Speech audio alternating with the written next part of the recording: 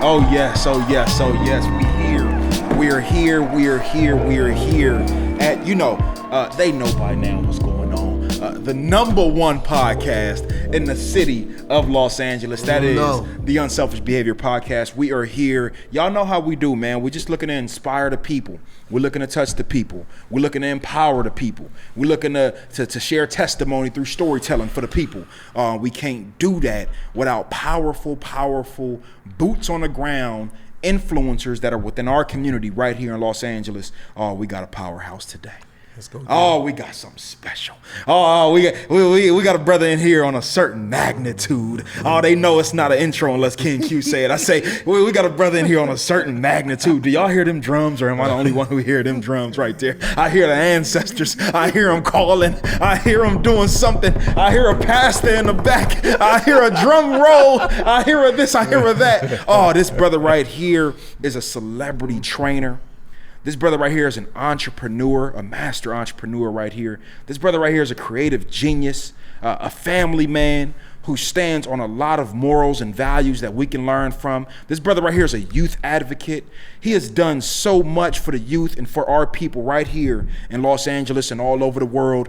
This brother is a future, I'm gonna go ahead and just put it out here like this, a future Oscar winner. Be on the lookout for my brother on the big screens. You know what I'm saying? So this brother's an actor. He's a man of many hats. We're gonna jump into it. But all in all, this is just a powerful black man right here. He goes by the name of Cedric Jones. Come on.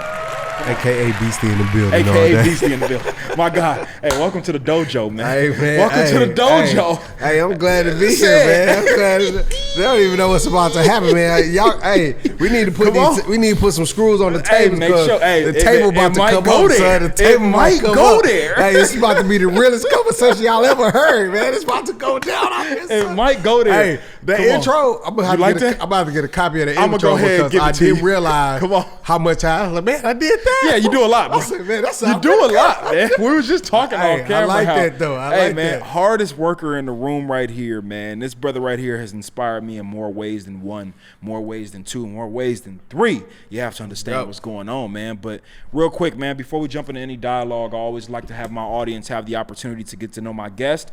With that being said, I'm going to open the floor to you real quick. Talk to the people a little bit about who you are, what you do, and what you stand for. Oh, man, like you said, Cedric Jones. I'm owner and founder of Beastie Gym in Manhattan Beach. I have a foundation called the Be Move Foundation where we work with youth from all over, Watts, Compton, LA, South Central. We have a book club that we do because we're really big on reading. Have a great team. We believe in motivation. I'm very God-fearing man. I believe in family. And I try to be, I try not to be a hypocrite. You hear me say it all the time, you know. In the world we're living in, social media, there's a lot of hypocrisy going on. So I don't claim to be the best man, but I am trying to be the best man. I don't claim to be the best father, but I'm always striving to be the best father, the best husband, the best businessman. And people know me, man. I was that dude that was a player. I was that dude that was all over the place. But now, that the one that's in my life, man, she's molded me and made me be better. Queen through Barbie. Prayer. Shout out Queen Barbie. Yeah, Barbie all day, man. So through prayer and fighting for me, man, she showed me that I could be a better man. She made me believe in myself when I couldn't. And what I've learned through being homelessness, I think me and you talked about it, man. I was homeless for over a year, trying to fight for a dream, you know. And I think the thing that wins for me is I haven't quit yet, man. I'm relentless. And I'm determined. Never will. I'm unstoppable. And most people know when they come to my gym, man, I really try to. It's not about talking, man. It's about action. I'm not one of those trainers say, "Hey, y'all go do 100 push-ups." When I get through, they know, like, man, I get in the dirt with you. Let's go. Let's do 100. Let's go. Let's go run 6-7 miles. Come back. Let's do these 25 pull-ups down. And that's what we do. We pride ourselves on motivating each other, inspiring each other. And I tell them what we do in our gym is real, man. We're a family. Yeah. And you know, I believe in diversity. And with everything going on, one thing I always say is sweat has no prejudice, bro. Hard work has. I've never seen sweat not come down somebody's face because they was black. Because they color. I never seen them not come down your face because you're part of the LGBTQ community. I never seen, oh, you really, what your religion is, your politics. No. If you putting in the work, sweat coming down. So we have all these obstacles, but at the end of adversity, at the end of the injustice we going through, at the end of the prejudice, at the end of these broken marriages and relationships, hard work prevails, brother. Love prevails. So ain't no excuse for me. Yeah. Ain't no excuse. It's a testament to your mindset too. That's one of the biggest things, if not the biggest thing that drew me to you. I think once we met each other and found out what each other does, what we do respectfully in our craft, the mindset drew me to you, and I'd like to think the same. But for me, the name of your gym, Beastie Studio, in Manhattan Beach, right? Is that the only black-owned gym in Manhattan Beach specifically? Yeah, I would like to think so. Yeah, man. You're the only one there, man. Yeah, for anybody who don't know, Manhattan Beach is white as hell. You understand? It is. But it is some very good white people there. Some damn good people. I do want to say there's some very good white people there. Look at them. Go ahead, get your disclosure in for your clients, my brother. Let my clients know that, hey, you know, this podcast is not about Gary you. gonna watch this. Shout out to Gary. Shout out to my brother Gary, man. Hey, Gary African, no big dog. Hold on, man. It's just a white African. That's my brother right there. Man, hey, Gary, you see, we gotta shout you out, my brother. We're not playing with you. You understand what's going on? But real quick, back to the topic. But no, man, it's just a testament to mindset. Said, and like he said, man, like you don't just bring it in workouts. That's what I love about you the most, and that's why I feel as though I've really drawn to you as a big brother, as a mentor, somebody who I look to, somebody who I learn from. We talk every single day. For people out there that don't know that, this has become a really, really good buddy of mine and mentor, and just family. You know, I don't take the word brother lightly. This is family. You know what I'm saying? I agree. One thing that I love about Cedric, as a motivator, as a trainer, as a leader, is that he is going to literally push you just as hard as he does in them workouts. He gonna push you just like that in your day-to-day life. It's real, man. Right? And so that's one of the biggest things. What is that a testament to? Where did you get your fire from? If somebody asks you that, where's all this fire and passion come from? Man, I say this and people take it for granted. You know, the beast you see is because of the God in me, and that's real, man. Like, people don't even know. Sometimes when I'm working out and I'm pushing, I'm listening to motivation, but I'm praying through the whole workout, man. I'm literally praying, God, keep my arms moving, keep my legs moving, because this could be the moment I get stronger, you know. Like, and another thing, a testament, like we were talking a little bit before the podcast about our surroundings and the people we hang around.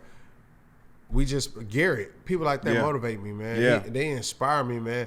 And most of the members of my gym, they're white. Yeah. They inspire me, bro, because I see that there is a better way. I see that there are people who really genuinely love me, support me, and have nothing to do with the color of my skin. They say, brother, I love what you're trying to do. How can I support you? How can I be a part of it? So there is a great world out there, man. We missing it. It's not the majority. And so I give a testament to my trials, through my adversity, to everything I've been through. And for every person who tapped me and said, keep going. I mean, it ain't got to be a whole lot. Sometimes I just need a little bit. Sometimes you can just look at me and I can see that, like, man, I'm rooting for you. Yeah. And with that same thing, I can look at somebody else and be like, shh, I hope you don't make it. It just pushed me another level. So it don't. I had to change my mindset. Whether you motivate me or trying to take from me, both of them give me fire. Nothing's gonna take it from me. So that's a testament to it. And I think, like we said, when you came in, like people probably think we've been rocking for a long time. We ain't, bro. Years. Like, I think we've been going on like 3 months. They say, damn, you and Ced went to middle school together. Like, what's going on, man? I don't even know. It's like, man, honestly, I really still don't know. I'm still getting to know the nigga right now, man. Hey, I just learned some things in this interview, and we only been talking for 5 minutes. But I think the thing about it is, once we click, it's like me, you, Tip. It's like it's a squad of us in there. Like we all like-minded, man. And like-minded means if I see you struggling even outside the gym, I'm there, brother. Yeah. And one thing we always say is, and you know it, integrity in the gym transferring to life. Yep. So if I tell you, hey, do 50 push-ups, I don't need to come back and be like, did you do 50?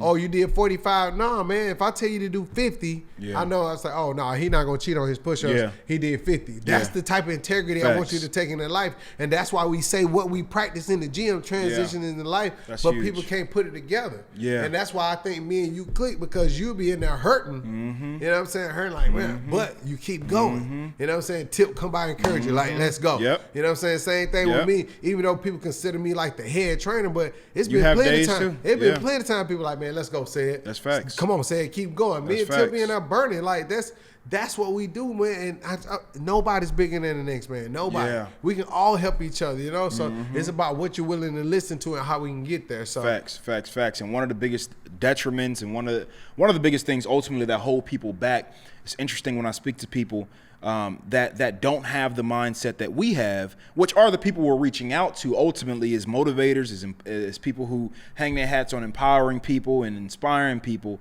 We really are looking for the people who need this type of work, to be honest. And I wrote a little bit of that in my book that's coming out this year. You know, the people who have excuses about everything, right? So I got too many priorities in my day. I got a job. I can't do this. I don't like waking up early in the morning. Whatever that is, I always tell people, the more energy you give towards your excuses, they will grow. So you can start off with 1 to 2 excuses, and by the end of the week, you got 5 or 6. You know what I'm saying? But I think it's a strong conversation to have in regards to dissecting that. I remember speaking to a good brother of mine, and he said, you know, people who have excuses are similar to onions. There's layers upon layers upon layers upon layers of excuses. And once you start to challenge people in that, and I want to ask you this as a trainer, because I know you deal with it, right? So people that got 1,000,001 excuses as to why they can't do something. Right. How do you differentiate the person that comes into your gym? Because what I love at Beastie Academy too is it's super diverse. So not only from a racial perspective, which is awesome, but also from a like weight perspective. So it's people in there that come in, man, that's, you know, intermediate, you know what I'm saying? Like just starting off working out, ain't worked out in years. 80% body fat, you know, 20%, everything. 5%, it don't matter. But athletes, you civilians. push everybody the same, but in their own right. So you don't have certain people do certain things. So there's no intimidation factor to the gym. Does that make sense what I'm saying? No. But how do you deal with the people who have 1,000,001 excuses? I'm interested in knowing about how you navigate with them. So it's first of all, I charge those people a lot more. Okay? Let me put that out there first of all. Come on now, speak on it. But the truth of the matter is, and I say this, man, I'm gonna keep saying it. Everything in the gym pertains to life, man. Like relationships. I can't make nobody want to be with me. Yeah. They can have 1,000 excuses why they don't want to be successful, why they don't want. I gotta wait till they ready. Now I'm gonna try you. Like, man, come in. What I need you to do is show up every day. Yeah. Now, if you show up with excuses, I don't care. Yeah. But the problem is when you don't show up and still have the excuse, like you can't do both with me. Right. You can show up and complain through the whole workout. I could care less. Yeah, you're fine with because that. there's something in you saying, I'm gonna keep going. I can work with that type of person all day. But the type of person who says, oh man, I can't make it today, such and such, and I'm doing that for 3 or 4 days, then I tell you, you know what? There's gonna come a time when you look back and you're gonna wish you had seized this moment because something dramatic, something drastic has to happen in certain people's lives for them to change the excuses. The excuses are always there. The circumstances and the priorities change. So say for instance, if you are where you are and you have the opportunity to work out with no problems, then I'm gonna get the excuses. But if the doctor comes and tell you, all right, if you don't change in about 3 weeks, you probably gonna be a serious diabetic looking at amputation of the leg. It's amazing how those excuses go out the window. I'm like, I thought you didn't have time before. Oh no, I can do 3 days now. But before, what changed? You still going to work. You still have your kids. Yeah. What changed was the priority of or the urgency of everything. There we go. And that's what we have to do. We have to get the urgency. And you know what most of it is? It's called self-sabotage. Every excuse is a form of self-sabotage, man. Come on. And you know who taught me that? My wife taught me that. Come on. Like I'm self-sabotaging myself because of a fear of failure. You know what I'm saying? Yeah. I want to lose the weight, but what if I work and give it my absolute best and I don't lose nothing? So what? You keep going until you lose, and that's how we all different. Like you said, our bodies are different. Our minds are different. My relationships are different. Your wife, my wife, your girl, your kids, they all different. But everybody has to have a fight. If they have the fight in them, we can win, man. Facts. The problem is the excuses. Let the excuses go, man. It's a form of self-sabotage. Absolutely, so. and I definitely see that translating into people's personal lives. The same people, like you said, that will complain in the gym about getting through a workout are the same people that complain in life. But you said something interesting, man. It's like if if I love the example you gave in regards to like if somebody got diabetes and all of a sudden they, you know what I'm saying, all of a sudden they got all the time in the world, no excuses. I remember Eric Thomas put it like this, similar example that you just shared, but he said the same person that says they can't wake up at 4 o'clock in the morning to be productive, tell that same exact person, I will give you $1 million if you wake up 30 days straight at 4 a.m. They'd be up at 3:30. Man. Wait, but full of energy though. For real. And if you remember when we were kids, I'm not sure if you had these moments. I'm sure you have. To where like when you was a kid, right? And your mom said, like for us, it was like Knott's Berry Farm or Six Flags, right? Christmas. There you go. Boom. Perfect. Sleep, so you see what I'm saying? Perfect. Yeah, and you're not tired during the day. You through the door. Like, Mama, I didn't see it. Like I was up all night. That's exactly what I'm talking about. Yeah, but that's like real. any other day when it's time for school. Oh, I can't get up. I'm exhausted. You know what I'm saying? That's so crazy how the mind cripples us. It's got a trigger, and like you said, it's nobody else doing it to us but ourselves. Us. Yeah. That's why you hear all these motivational speakers saying the same thing. It's you versus you, bro. You are your own worst enemy. So if I can transform, so it's like this. I tell people, go to sleep with your dream on your mind before you even go to sleep. Like I'm processing being an actor every night. Like, man, I'm gonna blow up. So when I wake up, I'm already ready. So the same person you talking about waking up at 4 a.m., I'm waking up like I got a script, but there's no script there. But I'm waking up every morning like it's my go time. And I'm gonna tell you one thing that's real. Like it's a director named Antoine Fuqua. He, you know, like solid brother, man. He, like really good dude. And I manifested greatness through him. He don't even know it. Come on, speak on that. So I auditioned for this brother. Never saw him before. I went and auditioned. Crashed the audition, didn't know nobody. Went to audition in Pittsburgh. The first day I met him, man, while everybody else was kissing butt and stuff, I shook his hand and said, I'm going to be in your next 2 movies, bro. That's the first thing I said to him. He was like, oh, man, I like you, man, and laughed. Yeah. And we laughed, and we kind of like, boo-boo. Then after it was over, he's like, man, I'm going to hit you up, man. Like, he's like, I like you. I see you praying and stuff in the corner. Like, I prayed every day on set, man. Got a chance to pray with, holding hands with Forrest Whitaker, Jake Gyllenhaal, 50 Cent, getting to pray with them, man. Opportunity. So acting is great, but I get to play with these brothers in front of, like, come on, man. Yeah. And so it was an opportunity, and it was like I manifested this, man. I talked about it, saying it's gonna be great, and guess what?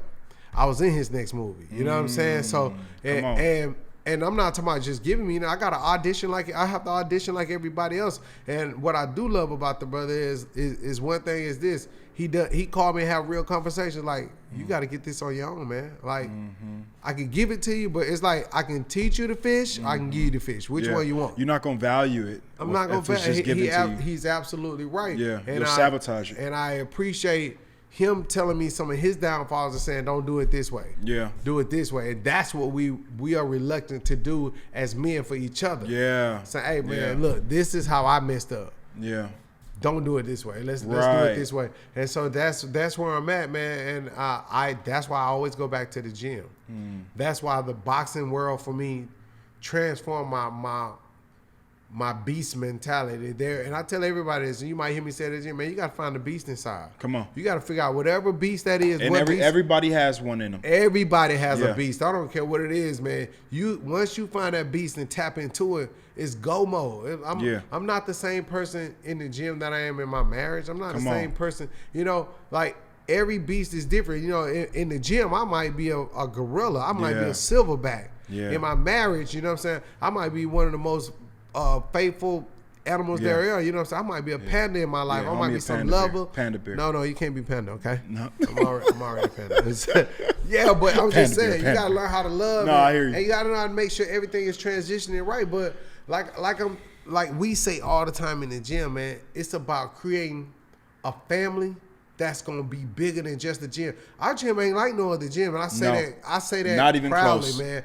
No other gym is having people call in where they can text you and be like, hey, man, I saw you on IG eating such and such. Yeah. Oh, my bad. No, it's not bad. Yeah. I'm going to call you out. I'm going to hold you accountable. Did I see you with another chicken you supposed to be with your wife? I'm calling you out. I'm holding you accountable. I mean, I'm not going to tell your wife.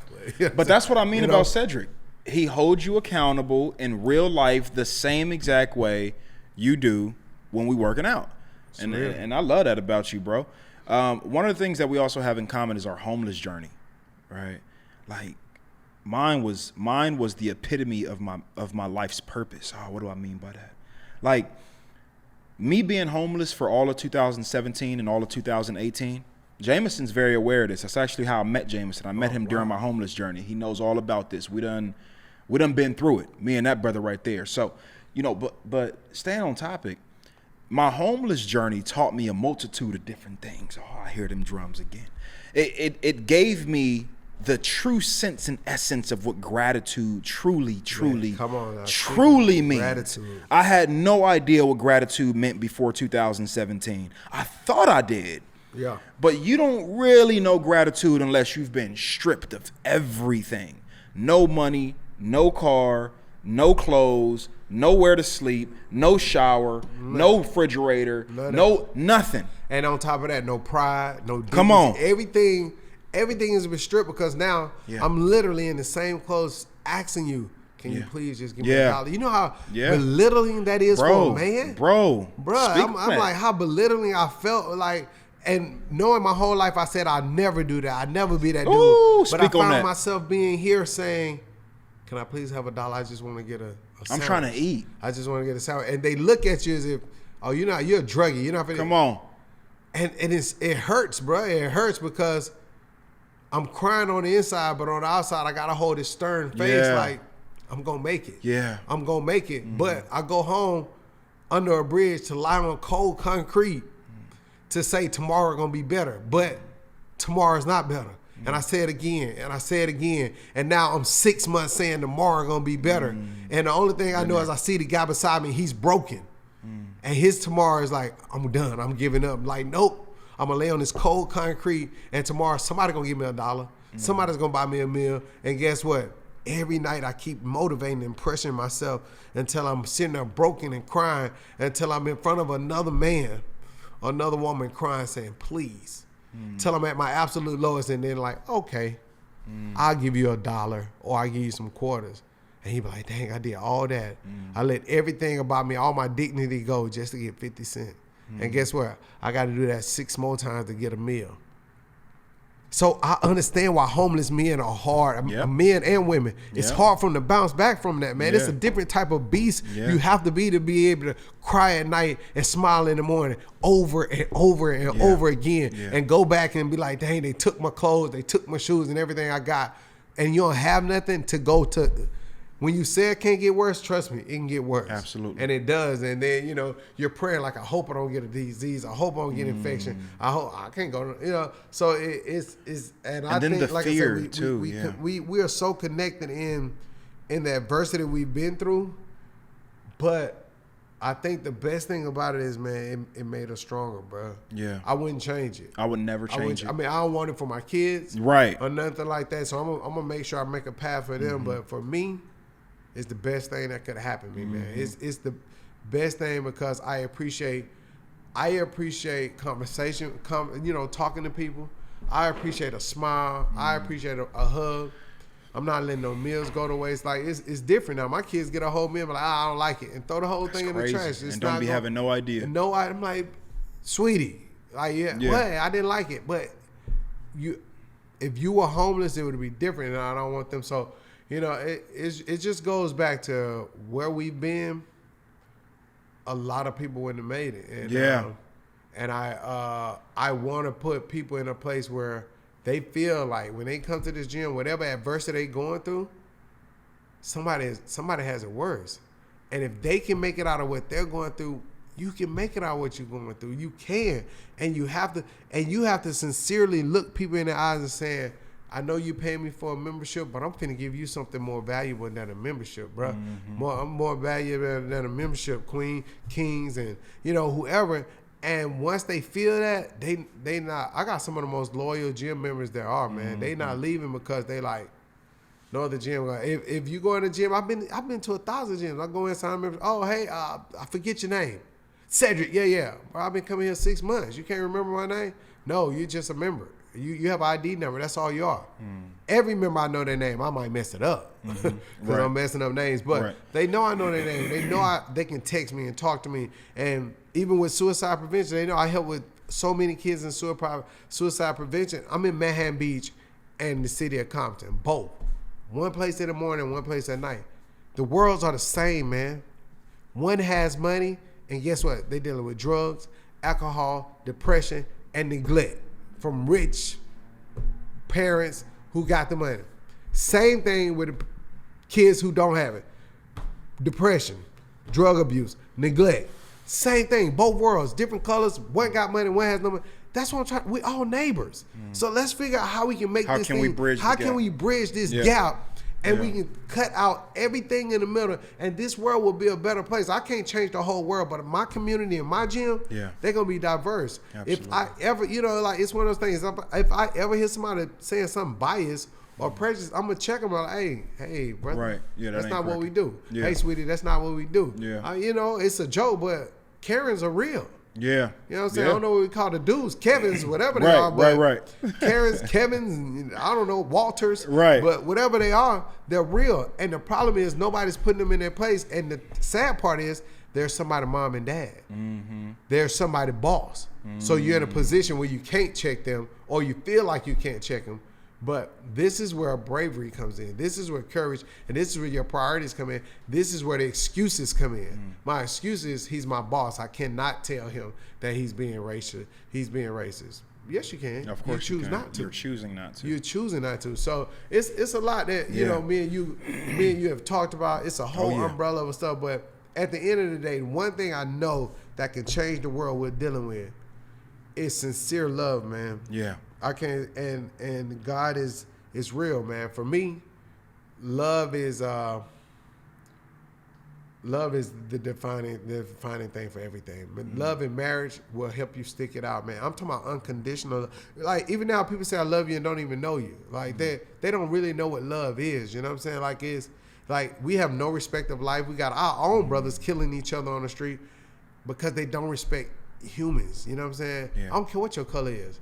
I don't care what your religion is. I respect you. You're a living organism, man. Somebody thought it was important for you to be here. Yeah. And it's not me to make a decision for you to be out of here. So I think one thing we both agree on as being like-minded individuals is that we believe in life, liberty, and justice for all. Like for people are saying this, but they don't really know. Yeah. Life, liberty is but do you really know what that means? Right. Life means that I can walk on this earth just like you and not be judged for the color of my skin. I can be judged when I speak to you. Yeah. I can be judged by my actions, because if you wait and watch my actions, like, oh dang, he's solid.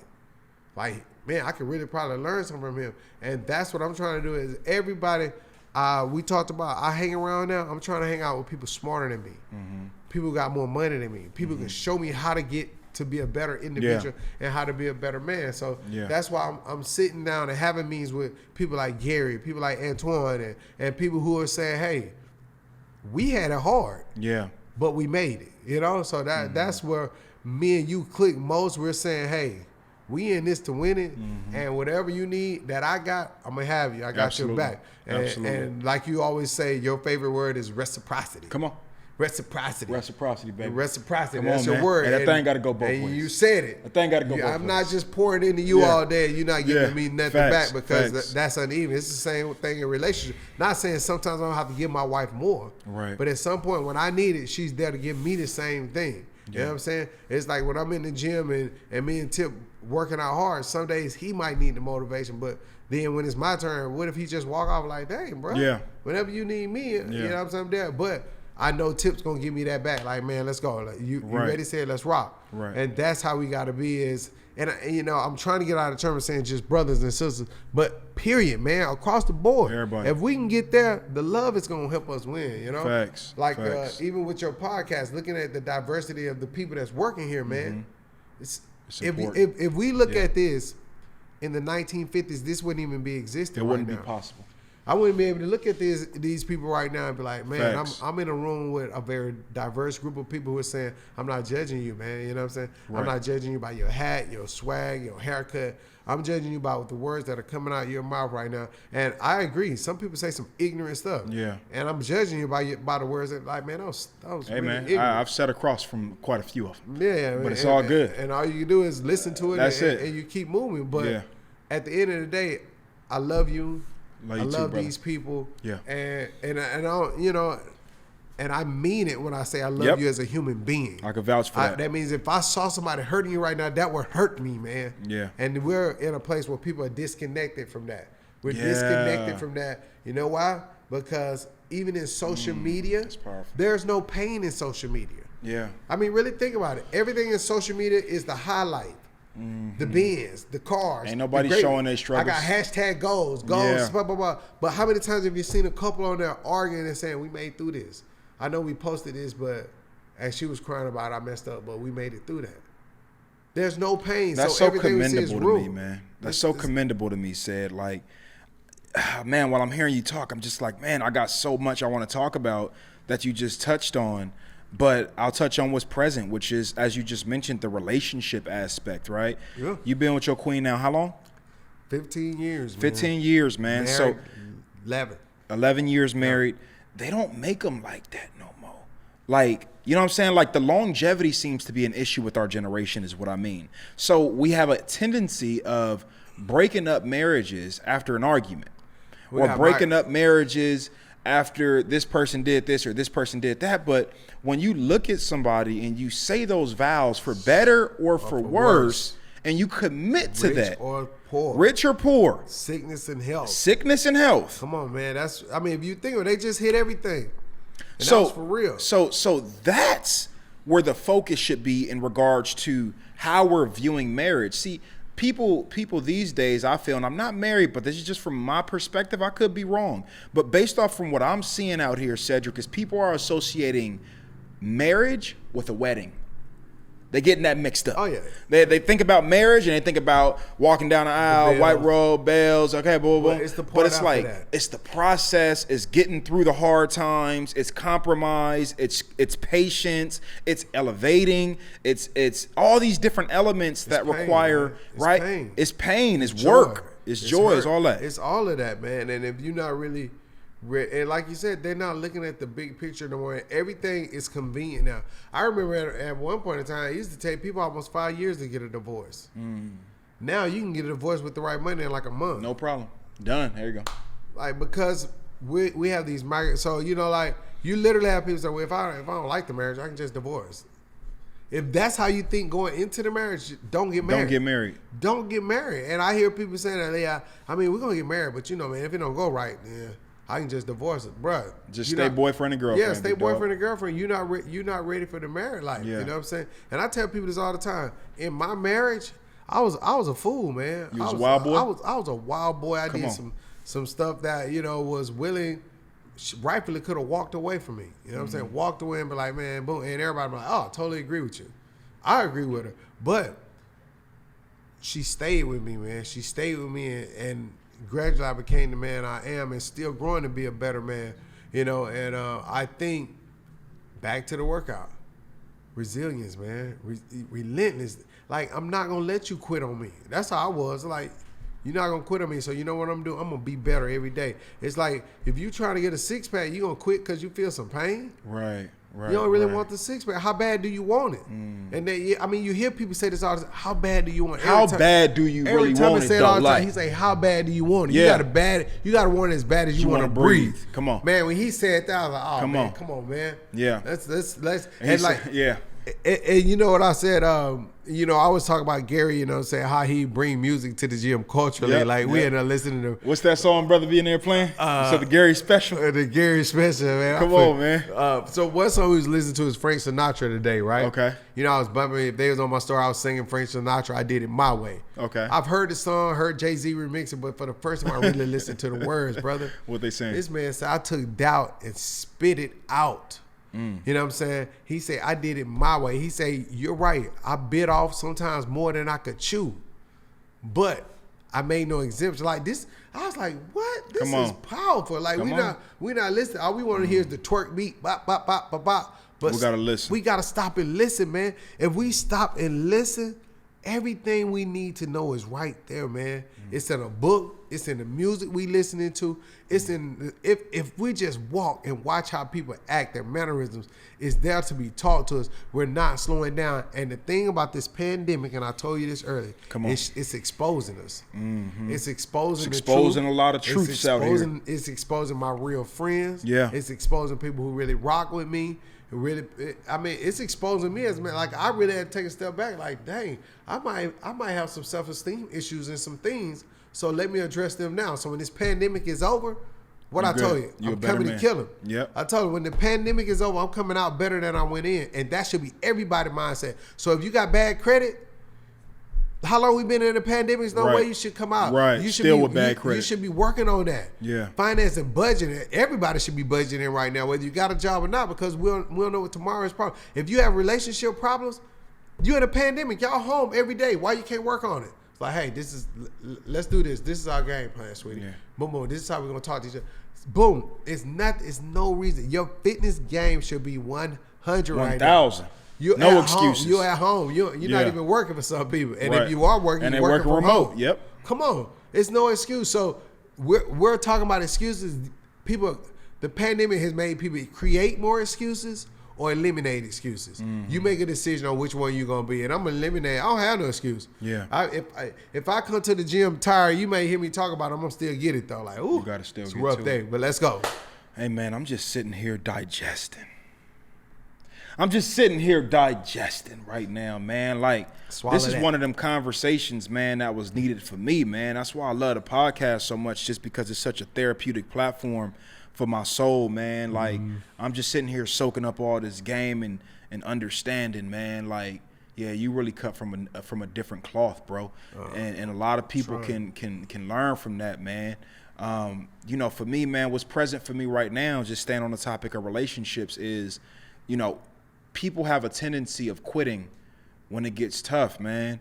And I be feeling like, just how you said for the couple that says, well, if I get married, I can just get a divorce. It's like, don't even get married. Mm-hmm. But the level before that is boyfriend and girlfriend. Right. And it's a lot of people that feel like, if this don't go my way, or if he don't have this, or if he don't do this, or if she don't do this, if he don't, then I'm leaving. But It's like, well, why not just be single? Why are you going through the trouble of trying to get to know? Like, we have a tendency, I forgot who said it, but humans have a tendency of getting into relationships, whether intimate, business, or otherwise, and thinking about what they can take opposed to what they can give. Man, what am I bringing to the table opposed to what am I taking from the table? And what we do is we walk away naturally. Usually humans walk away from things that are people who at least didn't get this lesson. They have a tendency of walking away from things because it's not going their way. I have this analogy, right? I talk about it all the time. My audience has definitely heard of it. I call it the GPS analogy, Cedric. Follow me real quick. Follow me down this journey. The GPS analogy goes like this. I tell people, look, when you have a GPS system, right? I know back in the day we had actual GPS systems. Mm-hmm. It wasn't in the phone. It was just like a GPS, and it was mounted to the window in the car. You know what I'm saying? You have to type it in right there. Booyah, just a block right there, just chilling. I had one in my Camaro in high school. So when you type the address into the GPS, what does it do? You just type the address in. Now what's the next step? What's the next step, Seth? Guidance going to direct you. Before that, and this is a key element, you got to press. It's going to check your address. Nope. Oh, what is it? Watch this. You type in the address, and you have to press go. Oh, man, it's not going nowhere. So think about life. How many people out here have set clear intentions on what they want to do and where they want to be, but they have not moved towards it yet? No execution. They've not pressed go on it yet. Wow. So how many people out here are single, saying that they want to meet this person, they want to meet that person, but they're not even putting themselves out there? They like, can't nobody meet you by just sitting at the house. You're not even available to the world. Like, true, so man. How many people out there say, I want to get in shape? You done seen a zillion of them, I'm sure, but they're the main ones with excuses. You're not getting in shape if you keep eating like that. You're not getting in shape if you do not work out consistently and stay on this regimen. The third thing that happens after the GPS, after you press go, what happens? Shows you the directions. Oh, this is powerful. It shows you the directions. It shows you a navigation route. It shows you step by step, depending on what you press, right? But it shows you how to get to your intention, how to get to your address. Yeah. Do we question the route? Not really. Nope, I don't really care if it takes me to the 405 or the 110, as long as it takes me where I need to go. I don't care. Right. Because why do we trust a GPS system to navigate us through things? Because we are aware that this GPS system is being guided by a higher force, aka a satellite. The satellite sees things that we can't see.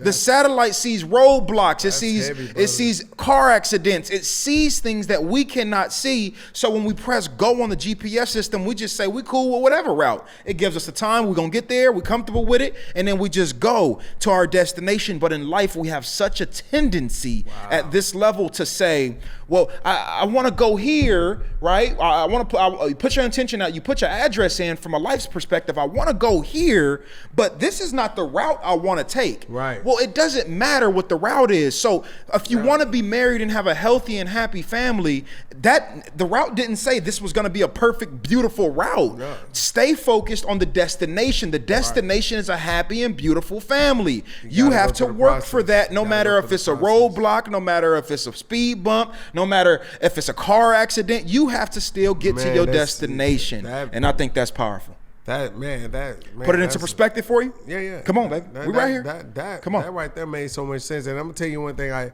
one analogy that I really like, man, and I used to watch it when I was a kid, and honestly, the witch used to scare me. I was just telling you the story of the yellow brick road. Come on. Now, I look at this because this is the presence. This is one of the basics, fundamentals of faith, man. Yeah. And say faith without works is dead, you know, and they say that faith is the evidence of things not seen. Yeah. So on the yellow brick road, it's just like us for life. Everybody she met, she's like, I don't know, but if we go this way, maybe the wizard can help you. She didn't say, I know for sure. She never even saw the wizard herself. She said, but that's how marriage is. When I meet my wife or my girlfriend and say, look, there's a yellow brick road. I don't know where it's going to end at, but I think at the end of it, it's a happy ending for both of us. I think at the end of my dreams of this acting career, it's going to be some goons, some goblins, some flying monkeys, some people that's going to hate on you. Yeah. It's going to be everything in your way, but I tell you this, if me and you keep moving forward, we're going to get to where at the end, we're going to get to the wizard, and the wizard going to tell us, and guess what the wizard said at the end of all of that? Come on. You've had it on you the whole time. That's the part that people don't, like, we got to look at how movies and stories used to be real big metaphors. Everything she had was on her feet at the whole time to get home. It like everything, lying. What do you mean you don't have no courage? It's been in you. What do you mean? Come on. You had it the whole time, a brain. So what we're fighting and looking for is in the marriage. Stop going outside the marriage. Stop going outside the relationship. Yeah. Stop going outside the business. It's already here. It's already here. But you got to capitalize on what you have. Yeah. And people say, it ain't green on the other side. Yeah. In nothing. Yeah. In nothing. In business, in life, in health, it ain't greener. If you do your part and do what you're supposed to do, man, you're going to blossom. You're going to grow. I believe that in relationships, people manifest themselves. Right. I believe that who you're with in a relationship is a mere reflection of you. So we have a tendency in relationships, and I've spoken to a lot of people in regards to this, we have a tendency of complaining about things in our partner without realizing that they are a version of us. Right. So if we're complaining about something that our partner is not doing, that is a representation. It's a clear-cut representation of the universe saying, hey, this person is you, or they wouldn't be here. It's no different than any venture you take on. We only are drawn towards things that we're passionate about. We're only drawn towards things that we relate to. We're only drawn towards things that we want to aspire to be, or, you know what I'm saying? Like that represents a certain version of us. So it's no different in relationships. And I'm always like so fascinated at the idea of how people can lose sight of the duality in a relationship, right? I speak to a lot of couples in regards to this. It's like, you can't lose out on the idea of togetherness. And for me, I'm not gonna sit here, because you hold me to this. I'm not gonna sit here and be a hypocrite. I've had moments in my relationship to where I've gotten so damn angry, so frustrated, so fed up, to where I'm like, yo, I'm out. I'm leaving, but the leaving is a result of something else, and that's what we need to address. But leaving is the easy part. Leaving's the easy part, but like I'm saying, the leaving is an action based off of feeling. I agree. So what are you feeling that's causing you to want to leave? People judge the leaving, oh, he left you or she left you. But no, why did they leave? Okay, this person's been dealing with insecurities. This person's been dealing with traumas. This person's been dealing with neglect issues. This person's been dealing with abandonment issues. And when they're not getting love the way they need to get love, they associate getting their way or protecting themselves, which is a huge one for me. I know at least it's a form of protection. I got to protect my energy. I got to protect me to make sure I don't get hurt. So I got to dip out. Exactly. But I just say all this to say, man, I just admire what you and the Queen Barbie have, man. And you guys have been mentors to me and my queen as well. So I just wanted to, you know what I'm saying, just shout y'all out, keep rocking, and it's about prevailing. Yeah, and I think, you know, we always say, man, we trying to build an empire, and people take it for granted. It's like I'm not just throwing words out there. I really believe I'm about to build an empire, man, where you are building where an empire. people are comfortable from all over, man, from every background. No matter what your background is, we rock together. We feed the homeless together. We train together. We pray together. We work together, and people know, I mean, I bump everything. I bump the Baby, Lil Wayne, I bump it all. But they know if they coming in that gym between 5 and 7 in the morning, we all motivation, man. All motivation. It's all motivation. You might see me in the corner praying or something like that. You know, like, because sometimes I feel like I have to do it, man. And before, and this is true, I used to be embarrassed to pray in front of people. Wow. But then I had to realize, am I embarrassed when God brings me out of everything he's brought me? Man, I was homeless, man. He brought me out of that. You think I care about praying in front of somebody now? Man, I'm dropping to my knees like, man, thank you so much for putting me where And don't nobody have to understand. And don't nobody have this. Not for me to get up and God's make an announcement. So I just drop down and do what I feel in the moment and say, I felt like praising you, so that's what I did. And we move forward. But one thing I want people to know is, like, even with my foundation, man, my goal is to build a school, man. Nice. I had somebody make a remark to me. You know LeBron James, man, you ain't gonna be able to build no school. Should have never said that to me. Now I'm on a mission, you know what I'm saying? Now I'm on a mission to build a school. I want to build a school that's centralized to South Central, Watts, Inglewood, and Compton. Something in the middle between all those, has its own busing system, state-of-the-art school. And I'm gonna do it. Absolutely. And I mean real soon. Absolutely. So, you know, everybody who is a part of the B Move Foundation, they know me. They know, like, if I say I'm a bear crawl from the pier to Sepulveda, he bear crawl. if they know, look, Tip, y'all better tell him, Tip, what we do. That brother did that shit. We bear crawl. We bear crawl. I was having some stomach issues. We bear crawl a mile. Come on, man. They thought it was a game. Hold on. Everybody's like, y'all ain't gonna do it, man. What? We said we were gonna do it, and we did it. Dying, but he got through it. And it's not easy, but for us, every time we do that, it makes me feel like I'm invincible, man. It makes me feel like I'm unstoppable. Like there's nothing you can't do. There's nothing I can't do, and it really not. And so don't get me wrong. I know there's prejudice. I know there's injustice.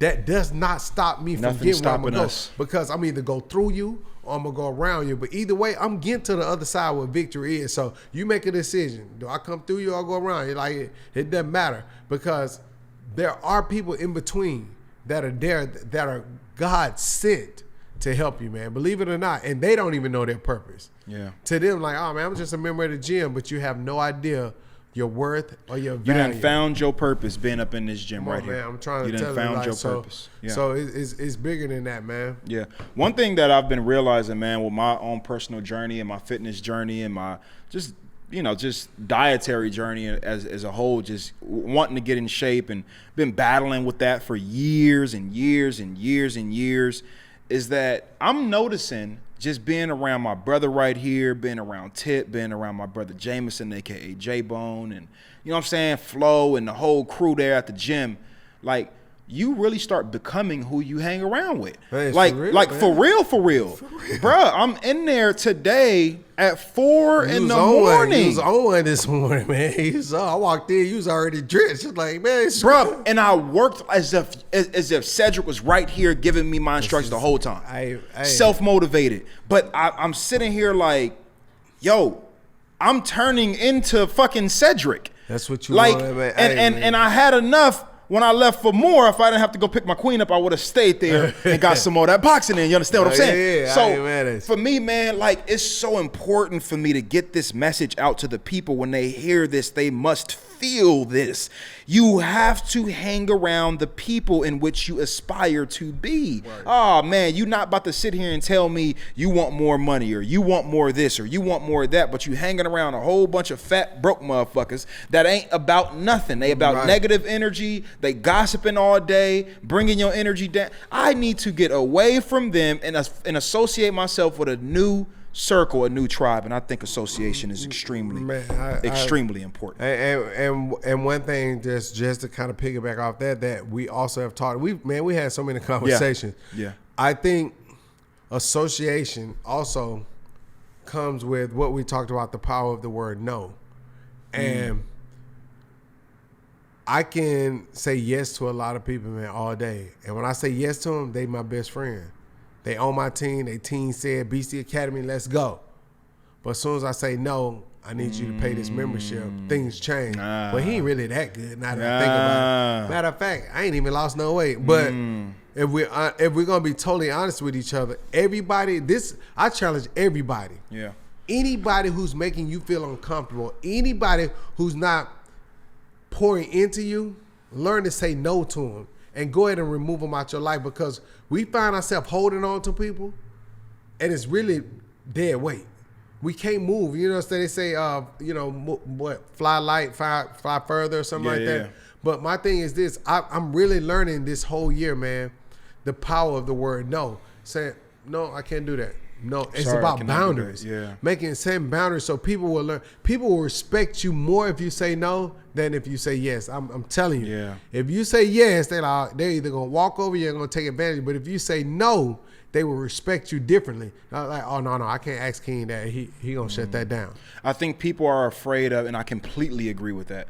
And I think people are afraid of the idea of losing out on people that they've known for a long. Like, I get a lot of shit like that from people. Yes. Like, well, they've been the homies since I was in middle school, or this is my girlfriend, or this is my boyfriend, or this is my mom. Like, people, you know what I'm saying? Like, I've had to tell my mom, like, yo, like, hey, listen, man, when you a purpose walker, mom's probably be the first one to tell you, look, what you're doing is stupid. You ain't about to get no money from that. Don't talk to me about that. You better go apply at Lowe's down the street and get you a 9-to-5 job. You know what I'm saying? But I've learned not to judge my parents for their thinking, because nobody taught them. So it ain't their fault for thinking like that. They just doing what they know.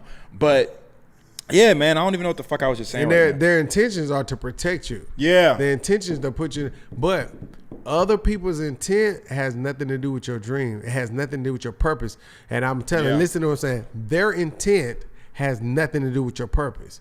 So intention and purpose are two different things. Facts. So, and my intentions are, I just want you to have a 9-to-5 because I want you to be stable. Yeah. My purpose has no stability in it right now.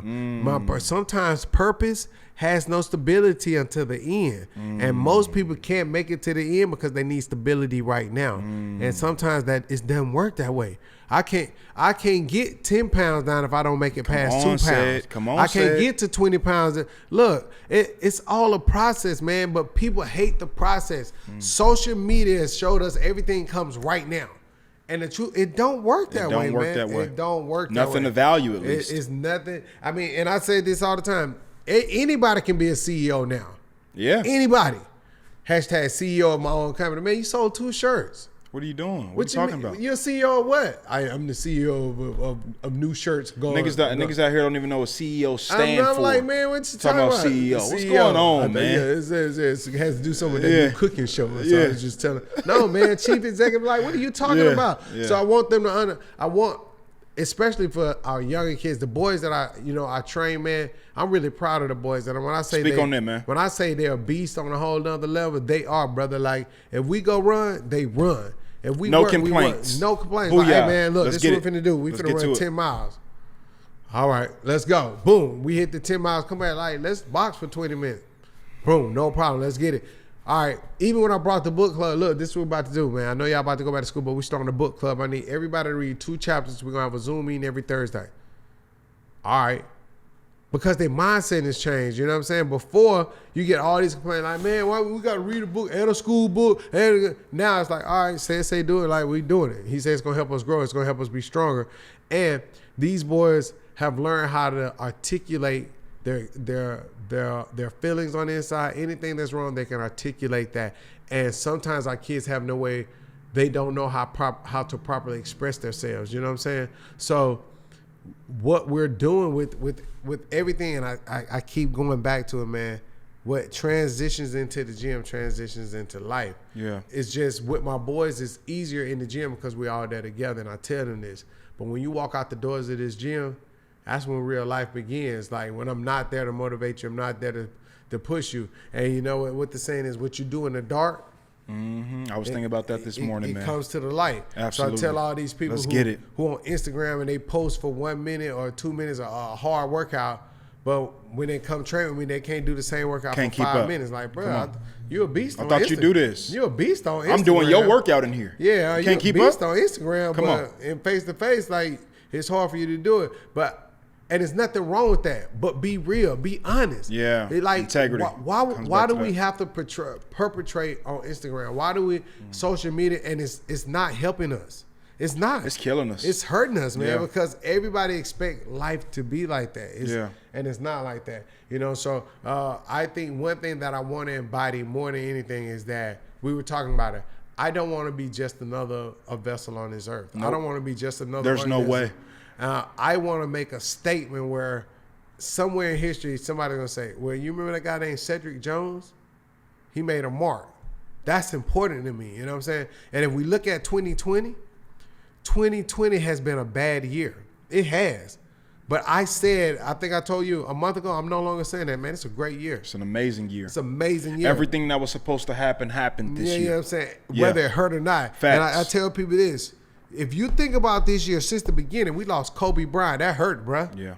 We lost Kobe Bryant. We lost Kobe to start the year off. Come on, man. We starting our year off with losing Mamba, and I got New Year's resolutions, and I'm going to get it and Dreamer. Right. And somebody I seen go through everything is gone. Like, man, not just him, his daughter, and everybody else that was on that plane. Like, man, those are lives, man. They gone. That hurt, man. I'm like, all right, you know what? Let's bounce back. Shake it off. We're going to go get it. Yeah. Then you got George Floyd. You got somebody on national TV with a knee in his back for 8 minutes, bruh. I'm a black man watching this guy look like me being choked out, and this arrogant, inconsiderate, lowlife just, you guys back up. Yeah. He's okay. Yeah. And this guy's to the point where this brother is calling for his mama. Come on, man. Then we deal with that. Like, all right, you know what? Shake it off. Let's go. Let's do some marches. Let's get out here and do what we do. Then we turn around. Guess what? Breonna Taylor. Oh my gosh. Here we go with the whole Breonna Taylor thing. That hurt. Not only my black men, my black women too.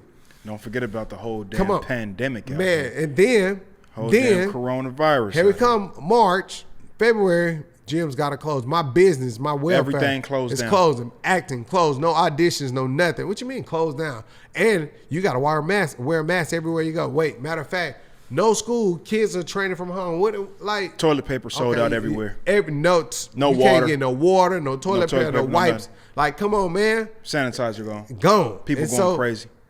You like, can't get worse. Then we go through Chadwick Boseman came out of nowhere.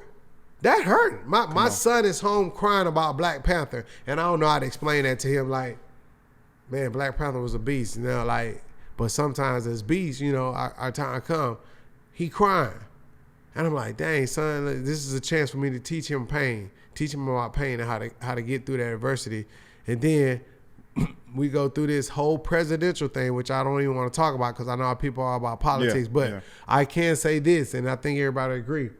This debate was the most ignorant debate I have ever seen in my life. Like I thought I saw two dudes from just the projects fussing, like bickering, like what? Yeah, not talking about no solutions. Not talking about nothing. We just bickering back and forth. So with that being said, I'm vote me president. You know what I'm saying? Right. Anybody can do that. Yeah. Anybody can do what's going on, and it's sad where our country is going. And so even when you think things can get worse, guess what they say? Like, hey man, we cutting off stimulus for these people who don't have nothing, and the people who really need it.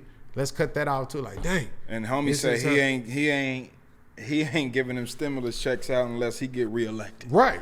Straight Suge Knight. He done blackmail the whole. How you blackmail the world? Suge Knight. Y'all gonna either vote for me or y'all ain't getting this. He blackmailed the world, and you know, I understand. Crazy, you know, man. I understand him pulling that card because it's strategy and war. You know what I'm saying? But my thing is this.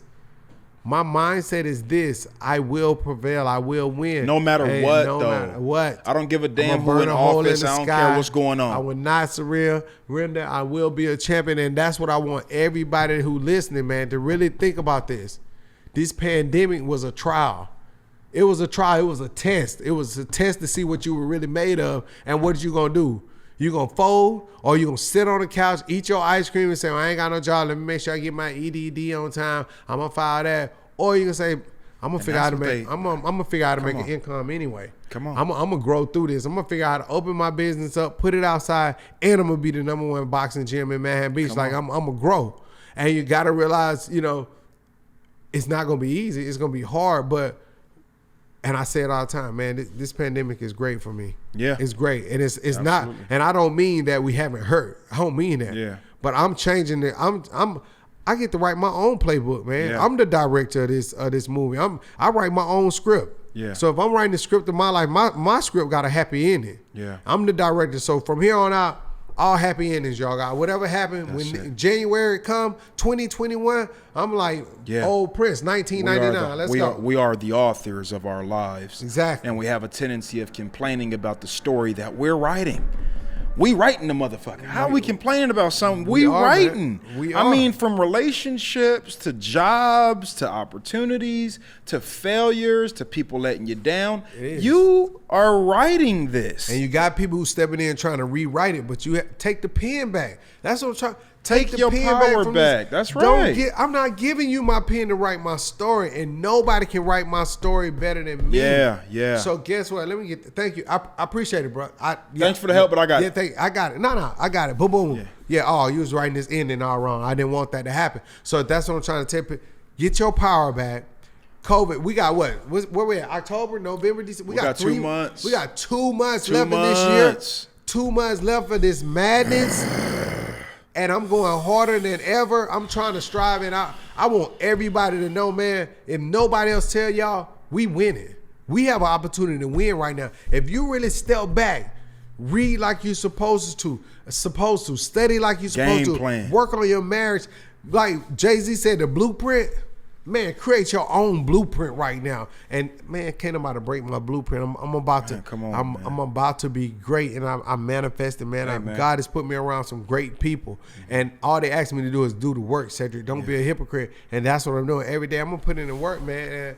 And as humble as I can be, anybody that I can help, man, I'm gonna help them. They know I give food to the people under the bridge. I go downtown and give out clothes. We got to do that soon. We're about to do it in 2 weeks. So I'll let you know, man. It's just about giving to these people and letting them know that if we're hurting, they hurting even more. Yeah. You know what I'm saying? Yeah. So, and we come from it. So, you know, I'm definitely trying to help. I feel so obligated, man. Every time I see a homeless person, people judge me all the time. Why you giving them so much money? They probably doing. I don't give a damn what they do with the money. That's not even why I'm giving them the money. Like, once I get them the money, they a grown adult. They could do what they want with it. But I know how it feels not to have. I know. I just pulled up on a dude. Me and my queen was driving the other day. This had to be about 3 days ago. True story. Over by my house, and we're driving to the laundromat on the corner of my house. And there's this homeless dude with his dog. He has all his stuff on the back of his bike, and just hit me, man. Just did something to me right here.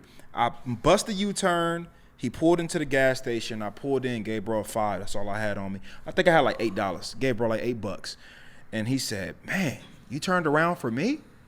I said, yeah, bro. I said, I've been here before, man. Right. Like, literally shed a tear. My brother said, man, you just gave me hope today, man. Boy, hope. Man, you just gave me hope, man. Hope like, is vicious, man. Basically saying, like, I didn't know people saw me. For real, I didn't know people cared about me. I didn't know people man, just want to be seen, man. Listen, man. So let's change the paradigm out here, man. Let's really start treating everybody as family, as our personal family. Like if that's your brother or your sister out there, you would do whatever you can to make sure that they straight. Let's do that with every single person. I don't care what they look like. I don't care what their color is. I don't care what neighborhood they in. Let's just change the paradigm. And you may have an idea. You may have the belief system that tells you, well, it's just one person. They'll be fine. Somebody else will get them. But no, imagine if we had that same mindset for littering. Oh, it's just one piece of trash. No, somebody will pick it up. Then everybody will be fucking littering. So just understand, your example means something. Your example means something, and there's always somebody watching you. With that being said, Big Ced, it's been an absolute honor. Hey, man. It's been an honor, man. I've just been sitting here, my brother. I've been sitting here, man, like, yo, I don't want this to end. Hey, like, yo, this is about to be the first 5-hour episode. No, I'm dead serious. Like, we can literally just sit here, like, and just go. Because we didn't even get through, you know what I'm saying, half the topics, and we damn near going on 2 hours. Hey, man, but I enjoy it, bro. Hey, man, this is what I do. I could do this all day. Brother, you hear what I'm saying? I see you, so man. We have to have a part 2. But I want to do a part 2 in the gym. Man, you scared of that? Gotta do that, man. Let's do that, man. Hey, I would love to exclusive episode in the gym. Let's do it, man. Be visuals. You with it? Be visuals.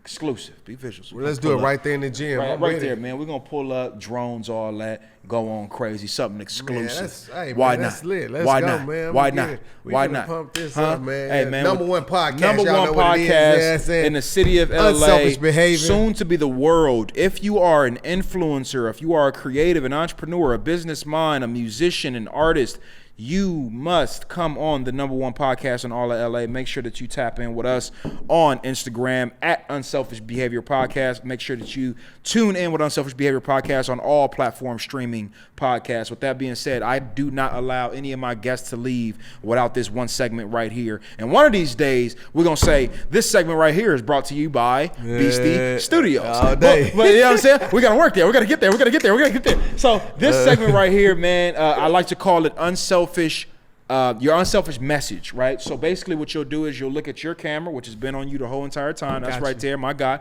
And you'll leave the people out with a final message. This message could be anything pertaining to either this episode or just anything you want the people to know. It comes straight from your heart. What is Cedric Jones, the one and only's unselfish message in that camera? My unselfish message is this. Life is really short. It really is. And we hear people say it all the time, but we take it for granted. My kids, my wife, my family, my business, none of that is promised to me tomorrow. So while you can, in this moment right here, find somebody that you love and tell them, I love you. If you see somebody walking distant and they have something deep in their eyes, just tap them and say, I see you, my brother. I see you, my sister. Whatever it is, somebody might need a hug. Don't be reluctant to give them that hug, because that hug could have been the hug that saved their life. Absolutely. So with that being said, moving forward, love is the only way we can go. Hey, man, and y'all know we all about that here at Unselfish Behavior Podcast. Again, my good brother said, hey, it's mandatory that this was supposed to happen. Hey, it's in the history books now. We can't do nothing about it. It's going to live forever. It's already done. You have to understand they're going to be talking about this interview right here for years and years and years and generation, and our kids going to grow up and say, well, damn, y'all was doing it. Come on, man. We was going there. We was already in the trenches. You understand what's going on, man. With that being said, it's the Unselfish Behavior Podcast. It's Be Visuals. It's King Q. It's Cedric Jones. It's Rich. And we out. Rich.